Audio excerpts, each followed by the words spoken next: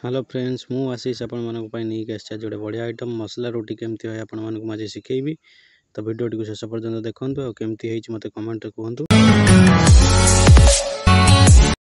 मसला पराठा तैयारी करबा पई हम एही सब मसला यूज करछु। आपण माने देखि परथिबे रोटी की बेली दबा भल से तापर मसला को ऐड कर दबा। तो सांग माने देखंतु एबे हमर रोटी को सेकिबा तावारे सेकिया पर एबे ताको सर्व करबा। देखंतु सांग माने केते बढ़िया से ही जाईजी।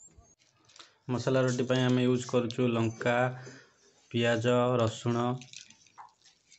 को आम भल से बेलिकी आम तावारे पकईकी रेडी करवा मसला रोटी। तो सांग मैंने आपण मैंने भी भाव बनातु खूब कम समय रेडी हो पार मसला रोटी बहुत कम समय रेडी जाए। देखु मु डिजाइन करने किसी भली स्टाइल डिजाइन कर आचार नेली आचार सहित खाइबा बहुत टेस्टी लगी था। तो फ्रेंड्स जदि वीडियोटी आपको भल लगी तो लाइक करने को भूलें और कमेंट भी करूँ शेयर भी करूँ वीडियोटी को और सब्सक्राइब भी कर दिंतु और बेल आइकन टी चिपी दिंतु जहाँफल कि आपण मैंने मो नोटिफिकेशन सब फास्ट पाई परिबे।